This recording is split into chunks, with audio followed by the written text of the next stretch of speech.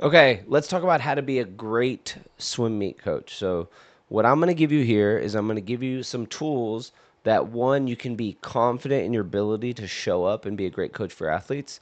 And I'm also going to show you how to like turn things around because we all have bad meets. And I've never been to a single meet where like every single kid I had at that meet was doing an amazing job. I've overall had fantastic meets, but there's always somebody who's struggling, and you're always going to have some bad races, especially in age group swimming. When you have athletes who are swimming multiple races, some may not be their best, some may be an off event, that sort of thing.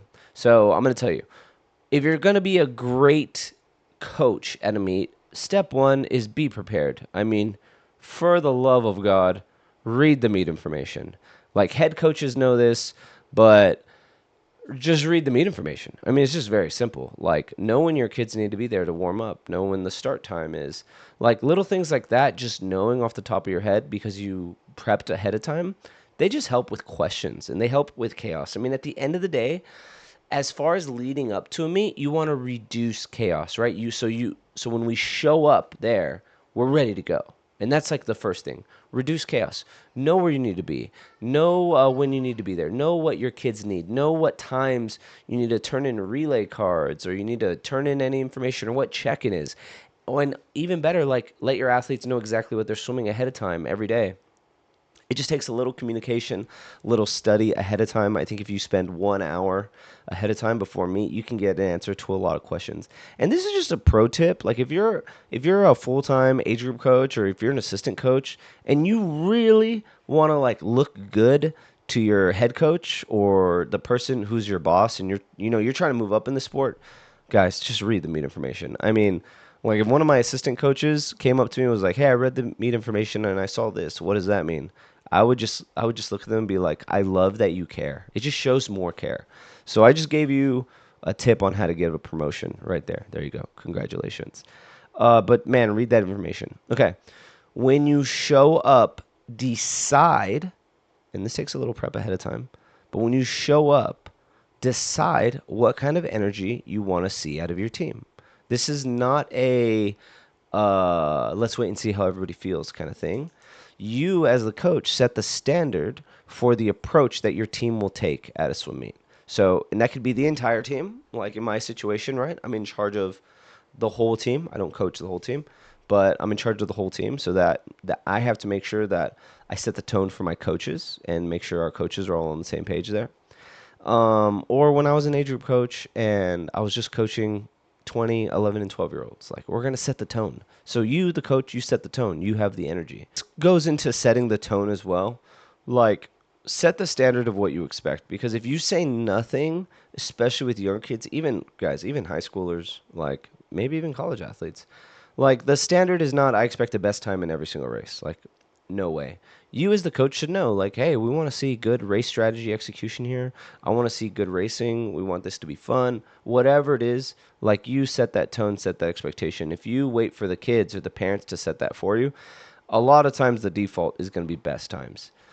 And if you really want to be a great swim meet coach, you have to understand that every meet is teaching opportunities. Like I love it because you see things out of athletes that you would never see at practice because they're not in that stressful situation. They don't experience failure the same way. They don't experience success the same way. So it's your opportunity to show your athletes how to be better teammates, right? That's like telling people like, "Hey, we're going to all get up and cheer for this person." That's showing an athlete, "Okay, we're going to swim this 200 freestyle and this is how I'm going to know that you tried really hard. Like if you really pushed the third 50, we're going to look at your split on the third 50." And we're teaching, right? When it comes to meet warm up and warm down, again, you're teaching your athletes. Younger athletes should just be told what to do. As they start turning, I would say 13, 14, you start experimenting. Hey, I want you to experiment with this before you races. Tell me how it goes. How much did you warm down? Conversations, right? Like it's always teaching. You're teaching your athletes how to do things. I think the worst thing a coach can do is expect an athlete to be perfect. You know, like I had a swim meet where I had two 17-year-olds miss races, and it was dumb. They shouldn't have done that. But you know what? I think they understand the consequences of it. I'm not going to scream and yell about it. Like it's them that missed the race, not me. And it rarely happens at that level. It was just kind of a not paying attention, not locked in moment, but it's okay.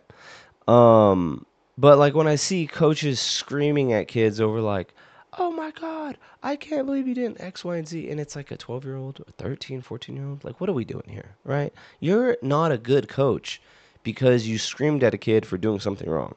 Like that's just not the definition of a good coach. A great coach is a great teacher, and swim meets are the absolute best opportunity to teach. So when you're watching athletes, and this is kind of into my next thing, it's like, what are you looking for? So here's a couple things. The actual technique, right?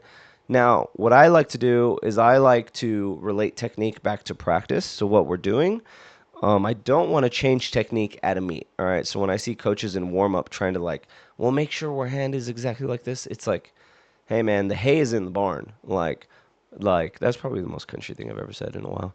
But the hay is in the barn. Like we're ready to go. This is gonna go either good or bad. You're as prepared as you are gonna be for it. And when I look at technique things, I just make sure I relate them to things we're already talking about. So I'm like, okay, we talked about really finishing your stroke at the end of your races, and you did really good up until the last 15 meters. And it's something I tie it to practice. I don't try to give them this revolutionary thing they could do. I tie it to something we've already talked about, and I kind of tell them yes or no. We did it or we didn't do it. We did it or we didn't do it. Or I point out a piece of the race where they missed it. Because sometimes kids will struggle like at the 3 quarters through the race, so maybe the third 25 or the third 50, to hold their stroke together, and then the last 15 they look even better because they really turned everything on. So you can look at technique. I think you can look at habits, which kind of sounds similar, but habits are more like breath pattern, kick count, breakouts, finishes. Like let's look at their habits. What habit could have been better? I like to call habits like free speed, where like if you just have the discipline to do it right, you're going to be faster. You don't have to be the most technically sound, but it's like if you can put your head down at the end of the race, if you can do 3 underwaters off every wall, if you can make sure you're not breathing on the first stroke off the turn, like free speed. That's what I like to call it, free speed. The next thing is strategy, and strategy changes, right? It gets a little more complex as you get older, but it really doesn't. So, like, we're looking at get out speed, we're looking at back half speed, and we're looking at consistency of splits. Of course, consistency, we want to see that more in our 200s and above, but hundreds, we're looking at get out speed, we're looking at finishing speed. And this is how I do it. So for hundreds, the first 50 of that 100, we should be about 1 second. Our really good athletes are going to be within 1 second of their best 50. 2 seconds for some of our younger kids because they're learning. But if you're a 25-50 freestyler, I expect you to be out 26.5 to your feet or faster for that first 50. So did we hit the get out speed? Check or no check? Backhand speed, and it just depends on how fast we go out. But in hundreds, we want athletes within 2, if you're really good, of your 50s. 3's okay. 4, sometimes breaststroke it's okay for your less experienced athletes, but really we want to keep those splits together. So my example, if your best 50 free time is 25, right? We're out 26.5. I want to see you 28.5 after that. Between 28 flat, 28.5 would be fantastic. That's right where we want to be. And backstroke, sometimes they're a little tighter than that, but let's not get too complicated here. Those are the splits that I'm coaching. So it's like if they win a best time, but their second 50 was 7 seconds slower than their first 50, great job, best time, but come on. Like there's so much more in the tank. We got to learn how to finish better. You can relate it to practice. 200s, we're looking at consistency. So, based on their best 50, let's just use 50 free. If their best 50 free is 25, I want them out 27.5. That would be great. That'd be a great place to start. 27.5. You're a good athlete, should be able to do that. Within 3, 28, 28.5, great. They're within 3. And then from there, we're up about 2, and then we hold across the board. So if you're out 27.5, I want you to be 29.5s the rest of the way. We're trying to hold that. So a lot of times you'll see athletes third 50 be about half a second to a second slower than the second and third last 50. That is they are struggling to like push. Like they're hurting. They're 3 quarters through the race. It's not quite the end yet, but that's where you got to make a move. If you see an athlete whose second 50 is way slower, like instead of going up 2, they go up 4, and then they come back into that. Again, same thing. It's like, hey, you didn't go out too fast. This is where you have to hold the speed. And then the finish, if they like completely die off at the end, we got to look at their fitness level. If you think their fitness level is great, good to go, and they've been practicing, then it comes down to guts. Like, do you want it? Did you give up? Um, or also like what can we do technique wise? Because sometimes they actually do try harder and they just go slower. So like breaststroke's a great example. Like they're just spinning their wheels, and they're not holding any water there.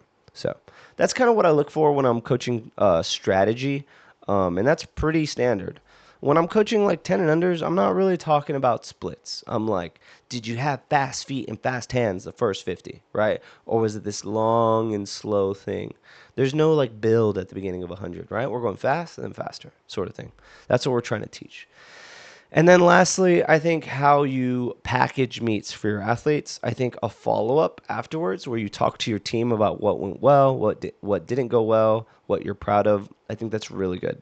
And I kind of talked about this at the beginning, but man, when you're working with an athlete who is struggling through a bad meet, you got to be able to find out one, possibly the cure for their struggles, two, the reason for their struggles, and then and three, you have to be the most positive person in the situation. So I promise you guys, your athletes know if they're swimming well or not. Sometimes we have to reframe it for them. But if you're trying to coach an athlete through a bad meet, one, we got to be realistic. Like if they've gone to one practice a week for the past 4 weeks and they're having a bad meet, it's like, hey, look, we're going to get the best we can out of this, but this is just tough. It's tough to kind of want to be competitive and we're not really training. So we got to fix that. That one's a little easier. So the kid who is training and then they're swimming well, this is where it comes to knowing your athlete. Sometimes they're a little overtrained. They don't get enough rest, and it depends on what part of the season you're in. But you got to talk them through that. And if you can see it ahead of time, sometimes you got to be like, "Hey, look, we're tired. We might not be at best times this meet. That's totally okay. This is what I want to see strategy wise. This is what I want to see technique wise. This is what I want to see habit wise." And you, as the coach, can look at things ahead of time, and I call it priming. Like you can prime their minds for what to expect. That doesn't mean it's going to be a perfect prediction, but it's like you can prime their minds. Another thing is when an athlete has a bad race, that doesn't mean they have a bad meet. Like we had a kid this past weekend, kind of struggled in their freestyle races, but they had one of the most amazing butterfly splits we've seen in a while on a relay. And it's like, hey, that's a signal. We're looking for signals. We're looking for pieces of the puzzle. I don't expect the whole puzzle to be put together at the first meet of the season, the middle seat of the season, middle meet of the season. At the middle meet, I want to see the puzzle put together at the end, and we're going to look really, really good in the stuff we want to be good at.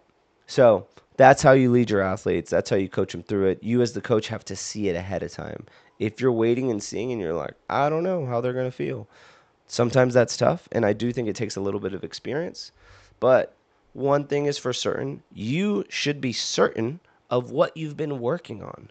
Like if your kids suck at turns at the meet and you haven't worked on any turn work at practice, not a surprise. It's your fault, not the kid's fault, right? And you can tell them, hey, our turns suck. We haven't really worked on it, but the next 6 weeks, we're going to do 2 days a week. We're going to have turn time. Great. They love that. Same with underwater, same with starts, same with any detail you want to hammer out. But there's a lot of things you can look at ahead of time, and you want to gear everything towards teaching. We are teaching, teaching, teaching, always. So at a swim meet, be a teacher. If you want to move up on your team and get promoted, read the meet information, look at stuff ahead of time, know the answers to questions that parents will have, that athletes will have, that other coaches will have. That'll make you an absolute asset on the pool deck. Hope you have a great day. And if you want to learn how to be a better swim coach, head over to betterswimcoach.com. Got some good stuff, some free stuff, some premium stuff, all stuff for swim coaches. See ya.